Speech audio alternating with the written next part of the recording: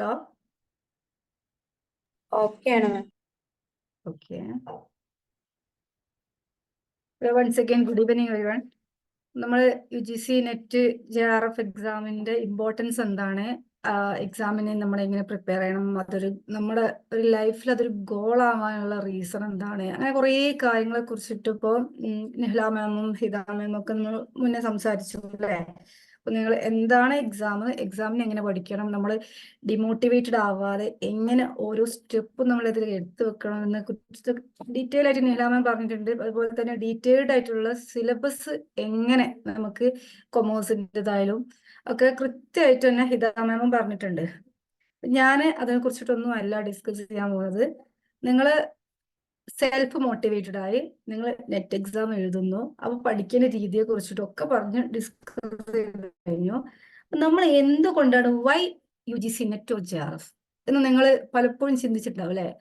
നമുക്കറിയാം, നമുക്ക് ഒരുപാട് ഓപ്പർച്യൂണിറ്റീസ് ഈ വേൾഡിലുണ്ട്. നമുക്ക് പഠിക്കാനാണെങ്കിൽ ഒരുപാട് ഓപ്പർച്യൂണിറ്റീസ് ഉണ്ട്. നമുക്ക് ഏതൊക്കെ ഇപ്പോൾ സിവിൽ സർവീസ് ഉണ്ട്, നമുക്ക് വേറെ PSC സെലക്ട് ചെയ്ത് പോകുന്നവരുണ്ട്. അതിൽ PSC തന്നെ ഡിഫറെന്റ് കാറ്റഗറൈസേഷനിൽ വരുന്ന പല ജോബുകളും കാര്യങ്ങളൊക്കെ വരുന്നുണ്ട്. അപ്പൊ അതൊക്കെ വേണ്ടാന്ന് വെച്ച് നമ്മൾ എന്തുകൊണ്ടാണ് നെറ്റ് ഓർ JRF എക്സാമിന് നമ്മൾ അതിന് പ്രിഫറൻസ് കൊടുത്ത് നമ്മൾ എന്താണ് അത് ചൂസ് ചെയ്യാനുള്ള ഒരു കാരണമായിട്ട് നമ്മുടെ മനസ്സിലൊരു റീസൺ അതിന് എന്തായാലും ഉണ്ടാവും അല്ലെ. അത് may be passion for teaching ആവാം അല്ലെ. നമ്മളെ മനസ്സിൽ ഒരു ആഗ്രഹം ഉണ്ടാവും. ഞാൻ ചെറുപ്പം മുതൽ പഠിച്ചു വന്നപ്പോൾ ടീച്ചർ പണ്ട് കാലത്ത് നമ്മോട് ചോദിച്ചിട്ടുണ്ടാവും, നിങ്ങൾക്ക് എന്താവാനാണ് ആഗ്രഹം എന്ന് ചോദിക്കുന്ന സമയത്ത് പറയും എനിക്കൊരു ടീച്ചർ ആവണമെന്ന് പറഞ്ഞ എത്രയോ പേര് നമ്മളെ കൂട്ടത്തിൽ തന്നെ ഉണ്ടാവും അല്ലെ. അപ്പൊ ഞാനും അങ്ങനെ പണ്ട് പറഞ്ഞിട്ടുണ്ടായിരുന്നു. അത് എൻ്റെ ആഗ്രഹം പോലെ തന്നെ ഞാൻ ടീച്ചർ ആയിട്ടുണ്ട്. ഇപ്പൊ ഞാനൊരു റിസർച്ചറാണ്, PhD സ്കോളറാണ്.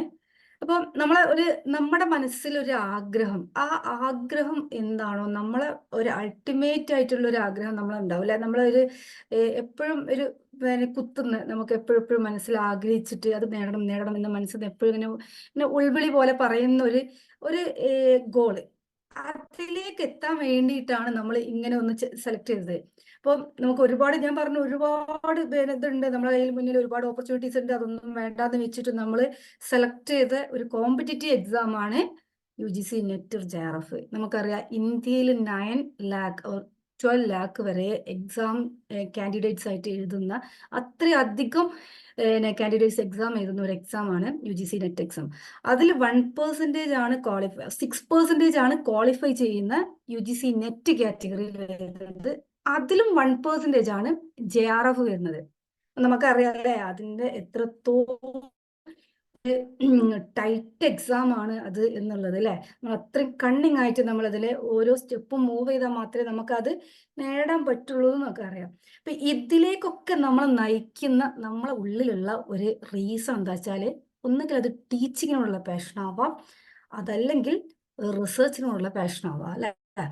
എന്താണ് ടീച്ചിങ് എന്നുള്ളത് നമുക്ക് അറിയണ്ട, പക്ഷെ റിസർച്ച് എന്താണെന്ന് വെച്ചപ്പോൾ നിങ്ങൾക്ക് അറിയാനുണ്ടാവില്ല. ടീച്ചിങ് എന്താന്ന് വെച്ചാൽ നിങ്ങൾക്ക് അറിയാം.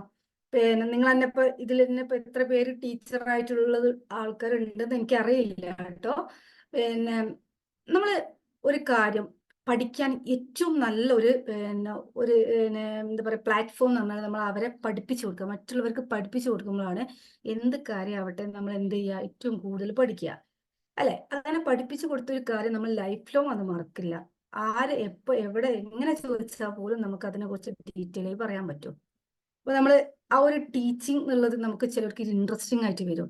വേറെ എന്ത് ജോബ് കിട്ടി കഴിഞ്ഞാലും പലരും വലിയ സാലറി ഉള്ള ജോബുകളൊക്കെ ഒഴിവാക്കിയിട്ട് ടീച്ചിങ്ങിലോട്ട് വന്നിട്ടുള്ള കുറേ ചരിത്രങ്ങളുണ്ട്.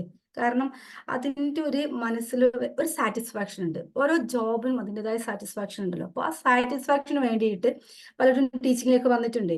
ഈ ഒരു സാറ്റിസ്ഫാക്ഷൻ അറ്റൈൻ ചെയ്യാൻ വേണ്ടിയിട്ട് തന്നെയാണ് നമ്മളും ഇതുപോലെ UGC നെറ്റിലേക്ക് വരുന്നത്. കാരണം നെറ്റ് കിട്ടിയാലാണ് നമുക്ക് ഒരു കോളേജിൽ ടീച്ചർ ആവാൻ പറ്റുക. ഒരു സെൽഫ് ഫിനാൻസിങ് കോളേജിൽ ഇപ്പൊ നമുക്ക് മിനിമം ക്വാളിഫിക്കേഷൻ നെറ്റാക്കി മാറ്റിയിട്ടുണ്ട്. ഈ നെറ്റ് എക്സാം നമുക്ക് പാസ്സായി കഴിഞ്ഞാൽ നമുക്ക് എന്ത് ചെയ്യാം, ഗവൺമെന്റ് കോളേജിയറ്റിലേക്ക് നമുക്ക് എക്സാം എഴുതാം. ഗവൺമെന്റ് കോളേജിയറ്റിലേക്ക് എക്സാം എഴുതി കഴിഞ്ഞിട്ട് നമ്മൾ പിന്നെ ആരെയും മാറി ഗവൺമെന്റ് കോളേജിലെ assistant professor, associate professor, professor ഇങ്ങനെ പറഞ്ഞിട്ട് നമ്മൾ ഒരുപാട് ഒരു വലിയ ഒരു നിരയിലേക്കാണ് കുത്തനെ അത്രയും ഉയർന്ന ഒരു പൊസിഷനിലേക്കാണല്ലേ എത്തുക. ഇപ്പൊ ടീച്ചിങ്ങിനെ കുറിച്ച് നിങ്ങൾക്ക് ഓൾമോസ്റ്റ് അറിയാം എങ്കിലും ഞാൻ ജസ്റ്റ് ഒന്ന് പറഞ്ഞു എന്നേ ഉള്ളൂ. പക്ഷെ റിസർച്ച് ഇതുപോലെ തന്നെയാണ് അതുപോലെ തന്നെ നമ്മൾ പറയുന്ന ഒരു പാഷനാണ് റിസർച്ച്. എന്താണ് റിസർച്ച് എന്ന് വെച്ച് കഴിഞ്ഞാല് നമുക്ക് എന്തെങ്കിലും ഒരു ഇപ്പൊ നമ്മൾ ഈ പഠിച്ചതൊക്കെ വെച്ച് നമ്മൾ എന്ത് ചെയ്യുന്നു? ഇപ്പൊ നിങ്ങൾ എക്സാമിന്റെ ആ ഒരു ഇമ്പോർട്ടൻസ് കൃത്യമായിട്ട് പറഞ്ഞു. എങ്ങനെ പഠിക്കണം, കണ്ണിങ് ആയിട്ട് നിങ്ങൾ സെഗ്മെന്റ് ആക്കിയിട്ട് സിലബസിന് വീണ്ടും സെഗ്മെന്റ് ആയിട്ട് നിങ്ങൾ അതിൻ്റെതായിട്ട് ടൈം ഷെഡ്യൂൾ വെച്ച് ഒരു ടൈം ടേബിൾ സെറ്റ് ചെയ്ത് പഠിച്ച് നിങ്ങൾ JRF ക്വാളിഫൈ ചെയ്തു. നിങ്ങൾ അങ്ങനെ സങ്കല്പിക്കുക, നിങ്ങൾക്ക് കിട്ടും. ഇങ്ങനെ JRF ക്വാളിഫൈ ചെയ്ത് കഴിഞ്ഞാൽ നിങ്ങൾക്ക് അടുത്ത സ്റ്റെപ്പ് എന്ന് പറഞ്ഞു കഴിഞ്ഞാൽ നിങ്ങൾക്ക് UGCന്ന് ഫണ്ട് കിട്ടും. ആ ഫണ്ട് ഉപയോഗിച്ച് നിങ്ങൾക്ക് റിസർച്ച് ചെയ്യാം. പിന്നെ നമ്മൾ പഠിക്കാൻ പോകുന്നത് മുഴുവൻ റിസർച്ചിനെ കുറിച്ചാണ്, അല്ലെ? അപ്പൊ എന്താണ് റിസർച്ച് എന്ന് പറഞ്ഞു കഴിഞ്ഞാൽ നമുക്കറിയാം, നമ്മൾ ഇൻഡിപെൻഡന്റ് ആയിട്ട് നമ്മൾ ഇത്രയും കാലം കുറേ പഠിച്ചു. പക്ഷെ റിസർച്ചിന് നമ്മൾ ഒരു സ്പെസിഫിക് ആയിട്ടുള്ള ഒരു ഏരിയ മാത്രം പഠിച്ചെടുക്കുക ചെയ്യുക.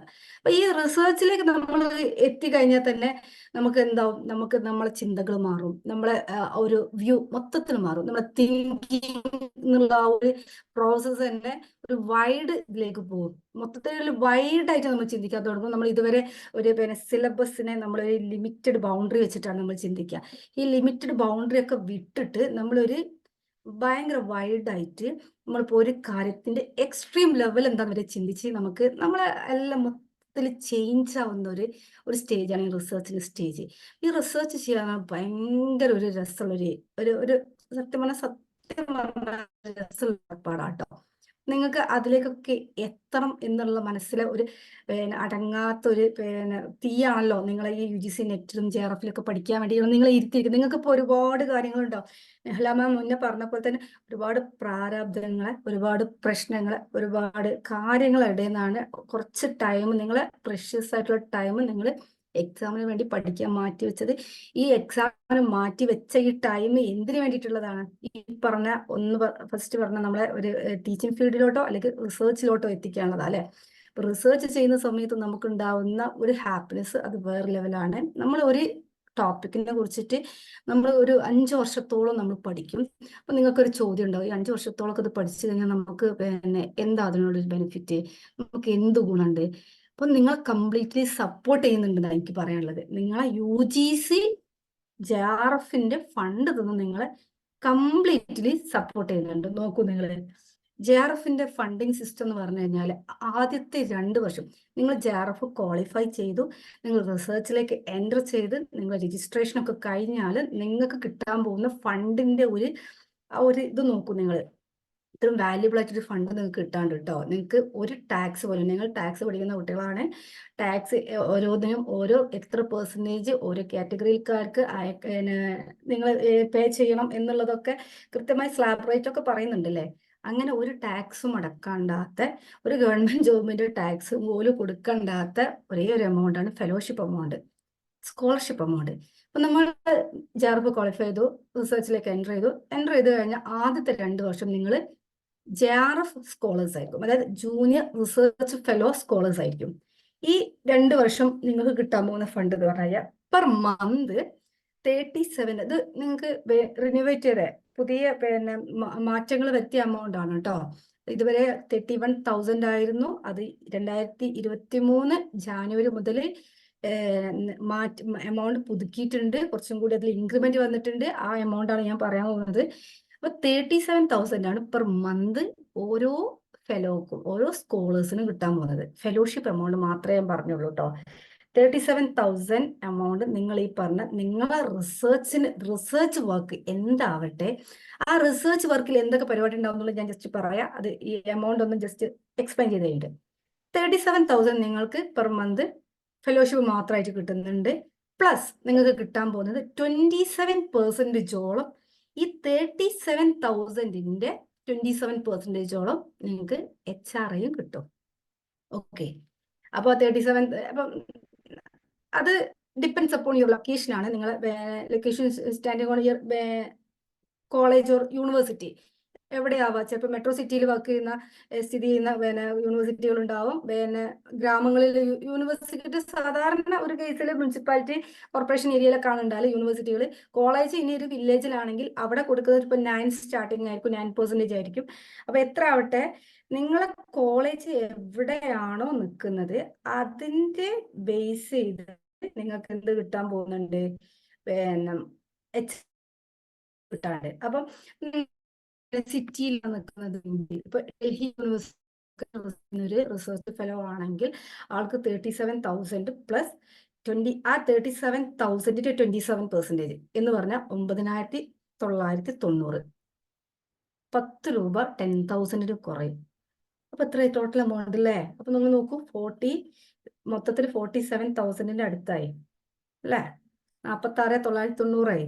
ഇത്രയും എമൗണ്ട് നിങ്ങൾക്ക് എന്തായിട്ട് കിട്ടുക? ഒരു മാസം നിങ്ങളെ അക്കൗണ്ടിൽ ക്രെഡിറ്റഡ് എന്ന് പറഞ്ഞ് കാണിക്കും.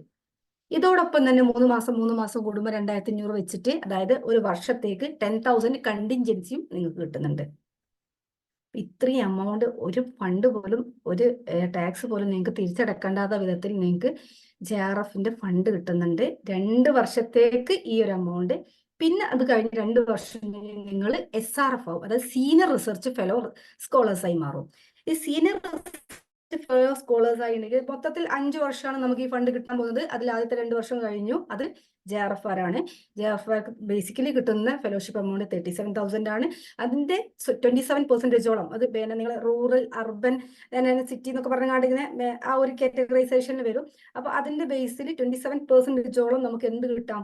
നമുക്ക് HRA കിട്ടും, നിർബന്ധമായിട്ടും കിട്ടും. അപ്പൊ ഞങ്ങൾക്കൊക്കെ കിട്ടുന്നത് 18% ആണ്. ഞങ്ങളുടെ കോർപ്പറേഷൻ ഏരിയയിലായതുകൊണ്ട് 18% 6,660 വരും. മൊത്തത്തിൽ മന്ത്ലി കിട്ടുന്ന എമൗണ്ട് എന്ന് പറഞ്ഞു കഴിഞ്ഞാൽ 43,660 ആണ്. 43,660 മന്ത്ലി നമുക്ക് ക്രെഡിറ്റ് ആവുക. ഓക്കെ.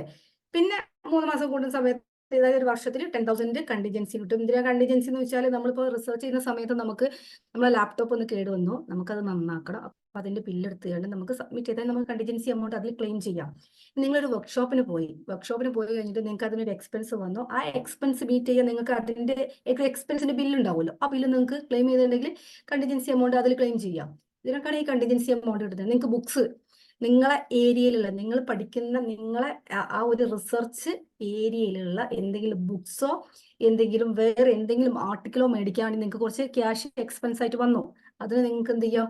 ഈ ഒരു ബില്ല് വെച്ചിട്ട് നിങ്ങൾക്ക് ക്ലെയിം ചെയ്യാം. അപ്പൊ നിങ്ങൾക്ക് കണ്ടിജൻസി എമൗണ്ട് കിട്ടും. ഓക്കെ. അപ്പൊ അതാണ് അതിന്റെ ഒരു സ്ട്രക്ചർ. ദെൻ സെക്കൻഡ് ഇയർ കഴിഞ്ഞ് തേർഡ് ഇയറിലേക്ക് നമ്മൾ കിടക്കുന്ന സമയത്ത് അവരെ SRF ആയിട്ട് അവരെന്ത് ചെയ്യും? അവർ മാറ്റും. ആ SRF ആയി കഴിഞ്ഞാൽ ഒരു സീനിയർ റിസർച്ച് ഫെലോ ആയി മാറും. ഈ ഒരു SRFന്റെ കാലഘട്ടത്തിൽ നമുക്ക് കിട്ടുന്ന എമൗണ്ടിലും ചെറിയ മാറ്റങ്ങളുണ്ട്. അതായത് കൂടുതൽ എമൗണ്ട് നമുക്ക് ഇൻക്രിമെന്റ് കിട്ടും. ഫെലോഷിപ്പ് എമൗണ്ട് 43,000 കിട്ടുന്നുണ്ട്. ഓക്കെ. അപ്പൊ 43,000 ഒരു SRF കിട്ടുന്നുണ്ടെങ്കിൽ ആ 43,000ന്റെ 27%ഓളം നമുക്ക് എന്തും കിട്ടും? HRAയും കിട്ടും. ഓക്കെ.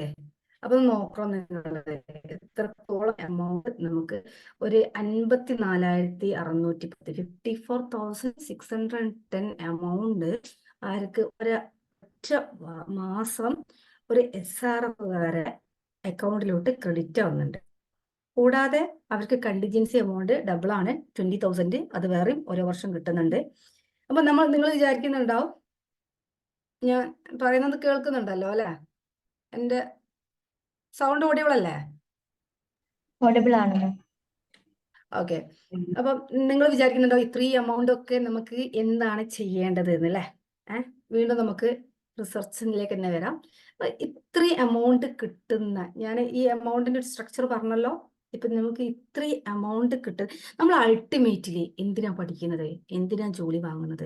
എന്തിനാ നമ്മൾ നല്ല പൊസിഷനിൽ എത്ര നന്നായി ഒരു മാനേജറിന്, സീനിയർ മാനേജറിലൊക്കെ എന്തിനാ നമുക്ക് ഒരു പിന്നെ പ്രൊമോഷൻ വേണമെന്ന് പറഞ്ഞാൽ, ഇതിന്റെ ഒക്കെ ബേസിക് ആയിട്ടുള്ള അൾട്ടിമേറ്റ് ഗോൾ എന്ന് പറഞ്ഞാൽ ക്യാഷ് ആണ്. ക്യാഷ് ഏൺ ചെയ്യാന്നുള്ളതാണ് അല്ലെ? കൂടുതൽ പൈസ കിട്ടുന്ന എന്താണോ നിൽക്കുക. അപ്പൊ ഇത്രയും ക്യാഷ് നിങ്ങൾ വെറും ഒരു UGC നെറ്റ് JRF ക്വാളിഫൈ ചെയ്താൽ നിങ്ങൾക്ക് കിട്ടുന്നുണ്ടെങ്കിൽ നിങ്ങൾക്ക് എന്തുകൊണ്ട് ഇത് ക്വാളിഫൈ ചെയ്തുകൂടാ എന്നുള്ളത് നിങ്ങൾ നിങ്ങളോട് തന്നെ ചോദിക്കേണ്ട ഒരു ക്വസ്റ്റ്യൻ ആണ്. അപ്പൊ ഈ ഒരു എമൗണ്ട് നിങ്ങളെ മൈൻഡിൽ എപ്പോഴും വേണം. ഓക്കെ.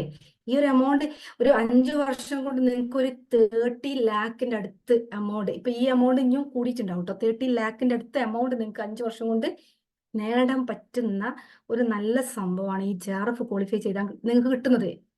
പിന്നെ ഈ ഒരു റിസർച്ചിലോട്ട് വന്നു കഴിഞ്ഞിട്ട് നിങ്ങൾക്ക് ചെലവുണ്ടാവും എന്ന് വെച്ചാൽ ചെലവുണ്ടാവും. എന്തൊക്കെയാണ് നമുക്ക് ചെലവുണ്ടാവുക എന്ന് നോക്കുക. ഇപ്പോൾ ഫോർ എക്സാമ്പിൾ നമ്മളിപ്പോൾ റിസർച്ച് തുടങ്ങി കഴിഞ്ഞാൽ നമ്മളൊരു ടോപ്പിക് എടുത്തു, നമുക്ക് ഇൻട്രസ്റ്റഡ് ആയിട്ടുള്ള ഒരു ഏരിയയിൽ നമ്മൾ ടോപ്പിക് എടുത്ത് നമ്മൾ അതിൽ പഠിക്കാൻ വേണ്ടി ഇറങ്ങുന്ന സമയത്ത് നമ്മൾ ഒരുപാട് യാത്രകൾ നടത്തേണ്ടി വരും. അത് വർക്ക്ഷോപ്പ് ആവാം, സെമിനാർ ആവാം, അതുപോലെ തന്നെ കോൺഫറൻസുകളാവാം. ഇപ്പോൾ തന്നെ നമ്മളിപ്പം ഈ ഒരു ഏരിയയിൽ എക്സ്പെർട്ട് ആയിട്ടുള്ള ഒരു എക്സ്പെർട്ടിനെ പോയി കാണലാവാം, അല്ലെങ്കിൽ ഏതെങ്കിലും ഒരു യൂണിവേഴ്സിറ്റിയിലെ ഒരു പ്രൊഫസർ ഇതിൽ എക്സ്പെർട്ടാണ്, ആളെ പോയി കാണാനാവാം. ഇങ്ങനത്തെ കുറേ കാര്യങ്ങൾ നമുക്ക് ചെയ്യാണ്ടാവും. ഈ റിസർച്ച് എന്നിട്ടുള്ള ഈ ഒരു വലിയൊരു പ്രോസസ്സിലൂടെ നമ്മൾ ഒരുപാട് എക്സ്പീരിയൻസുകൾ നമുക്ക് എക്സ്പീരിയൻസ് ചെയ്യാൻ പറ്റും. ഒരുപാട് ആ ഒരു ലെസൺസ് നമുക്ക് എക്സ്പീരിയൻസ് ചെയ്യാനും പഠിക്കാനും പറ്റും. നമുക്ക് ഒരുപാട് യാത്രകൾ ചെയ്യാൻ പറ്റും. നമ്മളെ ഈ യാത്രകളൊന്നും വെറുതെ അല്ല ചെയ്യുന്നത്, നമുക്ക് ഫണ്ട് UGC നമ്മൾ സപ്പോർട്ട് ചെയ്ത് തരുന്നുണ്ട്. അതിനാണ് നമുക്ക് ഇത്രയും എമൗണ്ട് തന്നെ. പോരാതെ നിങ്ങൾക്കിപ്പം ഏതെങ്കിലും യൂണിവേഴ്സിറ്റി പോയി അവിടെ അടുത്ത് താമസിക്കുകയാണെങ്കിൽ അതിനുള്ള എമൗണ്ട് HR ആയിട്ട് നിങ്ങൾക്ക് അത് വേറെയും കിട്ടുന്നുണ്ട്. നിങ്ങളെ ബേസിക് ആവശ്യങ്ങൾ ഫുൾഫിൽ ചെയ്യാൻ വേണ്ടിയിട്ട് നിങ്ങൾക്ക് ബേസിക് ആയിട്ടുള്ള ഫെലോഷിപ്പ് എമൗണ്ട് 37 ഓർ 43,000 അത് വേറെയും കിട്ടുന്നുണ്ട്. അപ്പൊ നിങ്ങൾക്ക് എന്തുകൊണ്ട് ഈ ഒരു JRFലോട്ട് എത്തിക്കൂടാ? ഞാൻ പറയുന്നത് നിങ്ങളോട് ഒരിക്കലും നിങ്ങൾ നെറ്റ് എന്നൊരു എയിമല്ല നിങ്ങൾ പഠിക്കരുത്. നിങ്ങൾ അൾട്ടിമേറ്റ്ലി നിങ്ങളെ ഗോൾ എപ്പോഴും JRF തന്നെ ആയിരിക്കണം. മാക്സിമം നിങ്ങളെ ആ ഒരു എഫേർട്ട് അതിലേക്ക് കിട്ടണം. മാക്സിമം നിങ്ങൾ ആദ്യത്തെ 100% നിങ്ങൾ എന്ത് ചെയ്യുക, ഡെഡിക്കേഷൻ കൊടുക്കുക. എന്നിട്ട് ഈ 100% നിങ്ങൾ സാറ്റിസ്ഫൈഡ് ആണെങ്കിൽ നെക്സ്റ്റ് ഒരു 100% നിങ്ങൾ ഇതിലിടുക. നിങ്ങൾ ചോദിക്കണം, ആദ്യത്തെ 100% നിങ്ങൾ കഴിഞ്ഞാൽ നിങ്ങൾ ചോദിക്കുക, ഞാൻ എൻ്റെ 100% ഡെഡിക്കേഷൻ ഇതിലേക്ക് ഇട്ടോ എന്നുള്ളത്, ഞാൻ ഇതിൽ ചെയ്തോ എന്നുള്ളത് നിങ്ങളോട് ചോദിക്കണം.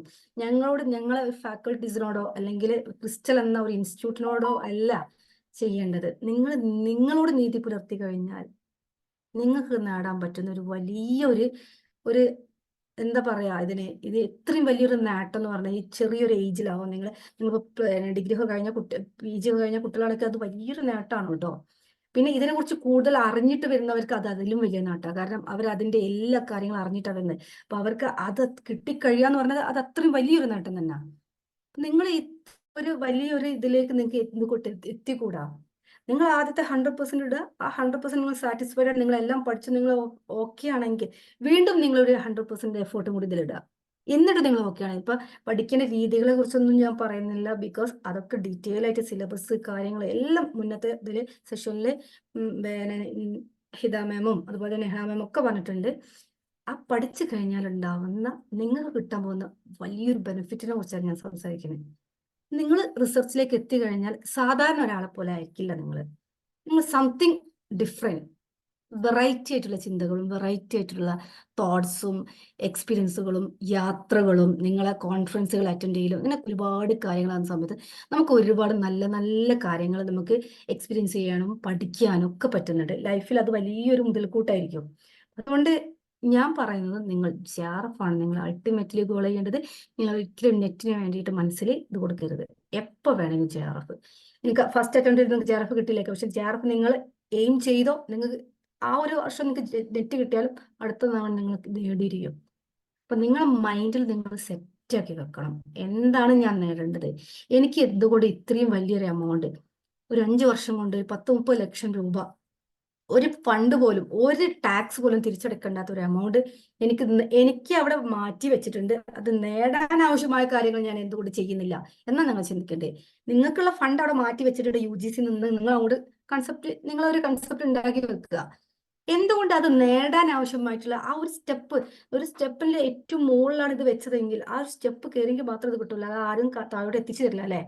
അപ്പൊ അതിന് ഓരോ പെർ ഡേ ആയിട്ട് നമുക്ക് ഓരോ അതിൻ്റെതായ ചെറിയ ചെറിയ പെയിനുകൾ ഉണ്ടാവും. അതായത് പഠിച്ചത് മറന്നു, വീണ്ടും പഠിക്കും, വീണ്ടും മറന്നു. അപ്പൊ നിരാശ വരും, ഡിപ്രഷൻ വരും, ഞാൻ പഠിക്കുന്നില്ല എന്നുള്ളൊരു ചിന്താഗതി വരും. അപ്പൊ നമ്മളെ മൈൻഡിലോട്ട് പെട്ടെന്ന് വരണം ഇത്രയും വലിയൊരു എമൗണ്ട്, അല്ലെങ്കിൽ ഇത്രയും വലിയൊരു ഡിഫറെന്റ് ആയിട്ടുള്ള ഒരു വേൾഡ്, ഒരു റിസർച്ചിന്റെ വേൾഡ് എന്നെ വെയിറ്റ് ചെയ്യുന്നുണ്ട്. ആ റിസർച്ചിന്റെ വേൾഡിലോട്ട് ഞാൻ ഇറങ്ങിക്കഴിഞ്ഞാൽ ഞാൻ മൊത്തത്തിൽ മാറാനുണ്ട്. ഞാൻ എന്നെ തന്നെ ഇമ്പ്രൂവൈസ് ചെയ്യാണ്ട് ഞാൻ ഒരുപാട് ഇമ്പ്രൂവ് ആയി ഡെവലപ്പായിട്ട് ഞാൻ വലിയൊരു പ്രൊഫസർ ആവാനുണ്ട് എന്നുള്ള ആ ഒരു രീതിക്ക് നിങ്ങൾ മൈൻഡ് സെറ്റ് ആയിക്കൊണ്ടുവരാം. കാരണം നിങ്ങൾ റൈറ്റ് ടൈമിലാണ് നിൽക്കുന്നത്, നിങ്ങൾ റൈറ്റ് പൊസിഷനിലാണ് നിൽക്കുന്നത്, റൈറ്റ് ടൈമിലാണ് നിൽക്കുന്നത്. നിങ്ങൾക്ക് കൃത്യമായിട്ടുള്ള ഗൈഡൻസ് തരാൻ ക്രിസ്റ്റൽ ഉണ്ട്, അതുപോലെ തന്നെ ടീച്ചേഴ്സ് ഉണ്ട്, ഫാക്കൾട്ടീസ് ഉണ്ട്, അതുപോലെ തന്നെ നിങ്ങൾക്ക് ടൈമുണ്ട്. ഇപ്പം ടൈം ഒരുപാട് ഉണ്ടെന്നല്ല ഞാൻ പറയുന്നത്, സിസ്റ്റമാറ്റിക്കായിട്ട് ടൈം പ്ലാൻ ചെയ്യാനുള്ള ഒരു ടൈം നിങ്ങൾക്കുണ്ട്. ആ ടൈമിനെ നല്ല രീതിക്ക് യൂട്ടിലൈസ് ചെയ്ത് കഴിഞ്ഞിട്ടുണ്ടെങ്കിൽ നിങ്ങൾക്ക് ഈ പറഞ്ഞ ആ റിസർച്ചിന്റെ വേൾഡിലേക്ക് നിങ്ങൾക്ക് ഇറങ്ങാൻ മാക്സിമം നിങ്ങൾക്ക് പറ്റും. അത് നിങ്ങൾ മാക്സിമം നിങ്ങൾ ട്രൈ ചെയ്യണം എന്നുള്ളത് തന്നെയാണ് ഞാൻ പറയുന്നത്. അപ്പൊ ഈ സക്സസിലേക്ക് നമുക്ക് വെറുതെ എത്തൂല അല്ലെ. സക്സസിന് ഇതൊക്കെ നേരത്തെ നെഹ്ല മാം കംപ്ലീറ്റ്ലി എങ്ങനെ ചെയ്യണം എന്നുള്ളത് പറഞ്ഞതാ അല്ലെ. പെർസിസ്റ്റൻസ് ഉണ്ടായിരിക്കണം, ഡിസിപ്ലിൻ, സെൽഫ് ഡിസിപ്ലിൻ മസ്റ്റായിട്ട് നമ്മൾ കീപ്പ് ചെയ്യേണ്ട ഒരു കാര്യം. ഞാൻ എന്ത് എപ്പോൾ എങ്ങനെ ഏത് ടൈമിൽ ചെയ്യണം എന്നുള്ളത് നിങ്ങൾ ഡിഫൈൻ ചെയ്ത് വെക്കണം. ഓക്കെ, ഞാനിപ്പോൾ ഫോണിൽ കളിക്കണോ അതോ പഠിക്കണോ, അല്ലെങ്കിൽ ഞാനിപ്പം മൂവി കാണണോ അല്ലെങ്കിൽ ഞാൻ പഠിക്കണോ, അല്ലെങ്കിൽ ഞാനിപ്പോൾ പഠിച്ചിട്ട് കഴിഞ്ഞിട്ട് പിന്നെ നിങ്ങൾക്ക് നിങ്ങളെ സന്തോഷിപ്പിക്കാൻ വേണ്ടി കുറച്ച് നേരം 5 മിനിറ്റ് ഇതേ ബൗണ്ടറി വെച്ച് 5 മിനിറ്റ് ഒരു വീഡിയോ കണ്ടിട്ട് പഠിക്കാനിരിക്കാം, ചെയ്യാം. അപ്പോൾ സെൽഫ് ഡിസിപ്ലിൻ മസ്റ്റാണ്. അതുപോലെ തന്നെ ആറ്റിറ്റ്യൂഡ്, നിങ്ങളുടെ ആറ്റിറ്റ്യൂഡ് ഞാൻ ഈ പറഞ്ഞ രീതിക്ക് നിങ്ങൾ ചേഞ്ച് ചെയ്യണം. നിങ്ങൾ ആറ്റിറ്റ്യൂഡ് എന്ന് പറഞ്ഞു കഴിഞ്ഞാൽ ഞാൻ JRF ക്വാളിഫൈ ചെയ്യാൻ പോകുന്നു, എനിക്ക് ഇന്ന സമയം മുതൽ ഇത്ര ഫണ്ട് എനിക്ക് കിട്ടാൻ പോകുന്നു, UGC എനിക്ക് ഇത്ര ഫണ്ട് തരാൻ വേണ്ടി. UGCയുടെ ഫണ്ടൊന്നും ഒരിക്കലും ഒരാൾക്ക് വേണ്ടി മാത്രം മാറ്റി വെച്ചൊന്നല്ല. നിങ്ങൾ പഠിച്ചോ, നിങ്ങൾ JRF ക്വാളിഫൈ ആ ഫണ്ട് നിങ്ങൾക്കുള്ളതാണ്. ഓക്കെ, അത് ഓനക്ക് മാത്രമേ കിട്ടുള്ളൂ, ഓൻ പഠിച്ചോണ്ട് ഞാനൊന്നും പഠിക്കുന്നു അങ്ങനെയല്ല. നിങ്ങൾ ആറ്റിറ്റ്യൂഡിനെ പോസിറ്റീവ്ലി നിങ്ങൾ ട്രാൻസ്ഫോം ചെയ്യണം. ഓക്കെ, ഫെയിലിയേഴ്സ് ഉണ്ടാവും, ഉറപ്പായിട്ടും ഫെയിലിയേഴ്സ് ഉണ്ടാവും അല്ലെ. ഇതിൽ ഫെയിലിയേഴ്സ് ആണ് നമുക്ക് ഒരിക്കലും നമ്മൾ നെഗ്ലക്ട് ചെയ്യാൻ പറ്റാത്തൊരു കാര്യമാണ്. ഫെയിലിയേഴ്സ് തന്നെയാണ് നമ്മൾ എന്ത് ചെയ്യുന്നത്, നമ്മൾ ഓരോ സ്റ്റെപ്പും നമ്മൾ വിജയിച്ചെത്തുന്നത്. അതുകൊണ്ട് ഫെയിലിയേഴ്സിനെ നമ്മൾ എന്ത് ചെയ്യണ്ട, അത് അങ്ങനെ പോസിറ്റീവായിട്ട് എടുക്കുക, നെഗറ്റീവിലോട്ട് കൊണ്ടുപോകാണ്ടിരിക്കുക. പിന്നെ നമ്മുടെ പെർഫോമൻസ്, സെൽഫ് അനാലിസിസ് ആണ് നമ്മുടെ പെർഫോമൻസ് ചെക്ക് ചെയ്യാൻ മെയിൻ ആയിട്ടുള്ള ഒരു ഇത് അല്ലേ, ഒരു ടൂള്. അപ്പൊ ഈ പെർഫോമൻസ് ചെക്ക് ചെയ്യാൻ, സെൽഫ് അനലൈസ് ചെയ്യാൻ നിങ്ങൾ തന്നെ നിങ്ങൾക്കായിട്ടുള്ള ഒരു സെൽഫ് അനാലിസിസിന്റെ ടൂളുകൾ ഉണ്ടാക്കി വെക്കുക. ഞാനിപ്പോ ഇന്ന് എത്ര പഠിച്ചു, അതിൽ എത്ര ക്വസ്റ്റ്യൻ എനിക്ക് അറ്റൻഡ് ചെയ്യാൻ പറ്റുന്നുണ്ട്, 5 ക്വസ്റ്റ്യൻ എനിക്ക് അറ്റൻഡ് ചെയ്യാൻ പറ്റുന്നു, ബാക്കി 5 എണ്ണം ഞാൻ പറ്റുന്നില്ലെങ്കിൽ എന്റെ പഠനം ശരിയായിട്ടില്ല. സോ ഞാൻ കുറച്ചും കൂടി ഡെപ്തിലോട്ട് ഇറങ്ങി പഠിക്കേണ്ടതുണ്ട് എന്നുള്ള നിലക്ക് നിങ്ങൾ സെൽഫ് അനലൈസ് ചെയ്യുക, പെർഫോമൻസ് ഇൻക്രീസ് ചെയ്യുക. ഈ പെർഫോമൻസ് ഇൻക്രീസ് ചെയ്ത് നിങ്ങൾ സാറ്റിസ്ഫൈഡ് ആവുന്ന ലെവലിൽ വരെ നിങ്ങൾ പെർഫോമൻസ് ഇൻക്രീസ് ചെയ്താൽ മാത്രമേ നിങ്ങൾ JRFിലോട്ട് എത്താൻ പറ്റുള്ളൂ. ക്ഷമ വേണം. നമ്മൾ ഡിപ്രസ്ഡ് ആയി ഞാൻ ചെയ്യുന്നില്ല അങ്ങനെ ഇങ്ങനെയൊക്കെ വിചാരിച്ച് ഡിപ്രസ്ഡ് ആയി ഇരുന്ന് കഴിഞ്ഞാൽ നിങ്ങൾക്ക് ഒരിക്കലും ഇത് നേടാൻ പറ്റുന്നില്ല. പകരം നിങ്ങൾ ക്ഷമയോടുകൂടി, നിങ്ങൾ വീക്കാവും, ഡൗൺ ആവും, ഡിപ്രസ്ഡ് ആവും, ഫെയിലിയർ വരും, എക്സാമിൽ മാർക്ക് ഉണ്ടാവില്ല, ടെസ്റ്റുകളൊക്കെ നടത്തുള്ളൂ നമ്മളെ ഒരു MCQ ഒക്കെ വെച്ച് ഒക്കെ ആണെങ്കിലും ക്ഷമയോടുകൂടി അടുത്ത സ്റ്റെപ്പ് വെച്ച് നോക്കൂ, അതിനുള്ള റിസൾട്ട് നിങ്ങൾക്ക് കാണാൻ പറ്റും. ഡിറ്റർമിനേഷൻ എന്തായാലും വേണം അല്ലെ. നിങ്ങൾ എക്സൽ ചെയ്യാൻ പഠിക്കണം. നിങ്ങൾ എക്സൽ ചെയ്യാൻ പഠിക്കാൻ നിങ്ങൾ മാക്സിമം നിങ്ങൾ എഫേർട്ട് ചെയ്യാൻ നിങ്ങൾക്ക് എക്സൽ ചെയ്യാൻ പറ്റും, ഉറപ്പാണ്. ഡിറ്റർമിനേഷൻ, നിങ്ങൾ മൈൻഡിൽ സ്ട്രോങ് ആയിട്ട് ഡിറ്റർമിനേഷൻ ഉണ്ടാക്കണം. 1/999 ഫോർമുല എന്നൊക്കെ പറഞ്ഞൊരു ഫോർമുലാസ് ഉണ്ട് അല്ലേ. എന്താണ്, നിങ്ങൾക്ക് സക്സസ് എന്ന ഒരു കാര്യം നേടാൻ വേണ്ടിയിട്ട് 999 കാര്യങ്ങൾ നമ്മൾ മാറ്റി വെക്കേണ്ടി വരും. ഓക്കെ, ഒരു സക്സസ് എന്നുള്ളൊരു റീസൺ നമുക്ക് ഏൺ ചെയ്യണമെങ്കിൽ 999 ആയിട്ടുള്ള 999 നമ്മളെ ചെറിയ ചെറിയ കാര്യങ്ങൾ, ചിലപ്പോൾ വലുതാവട്ടെ ചെറുതാവട്ടെ, ഇത്രയും കാര്യങ്ങൾ നമ്മൾ നീക്കി വെച്ചെങ്കിൽ മാത്രമേ നമുക്ക് ആ ഒരു സക്സസ് എന്ന ഒരൊറ്റ കാര്യം നമുക്ക് നേടാൻ പറ്റുള്ളൂ. അപ്പൊ അതിലെന്തൊക്കെ മാറ്റി വെക്കണം, എന്തൊക്കെ നമ്മൾ ഇപ്പം ചെയ്യണം, കുറച്ച് ചെയ്യുന്ന ഇതൊക്കെ ചെയ്യേണ്ടത്, എന്നാലും ഏറ്റവും മോസ്റ്റ് പ്രയോറിറ്റി നമ്മൾ ആ ഒരു 1 എന്ന സംഭവം സക്സസ് ആവട്ടെ അതിന് കൊടുക്കണം. ഓക്കെ, അപ്പോൾ ആ 999 ഫോർമുല, 1/999 ഫോർമുല ഒക്കെ നിങ്ങൾ എന്ത് ചെയ്യണം, ഫോളോ ചെയ്യണം. എങ്കിലും നമുക്ക് ഈ ഒരു നമ്മൾ മനസ്സിൽ കോരിയിട്ട വലിയ തീ ആളി കത്തിക്കാൻ പറ്റത്തുള്ളൂ. ഓക്കെ, ഹാർഡ് വർക്കിനെ കുറിച്ച് ഞാൻ പറയണ്ടല്ലോ, നിങ്ങൾക്ക് ഹാർഡ് വർക്ക് തന്നെയാണ് ഇതിന്റെ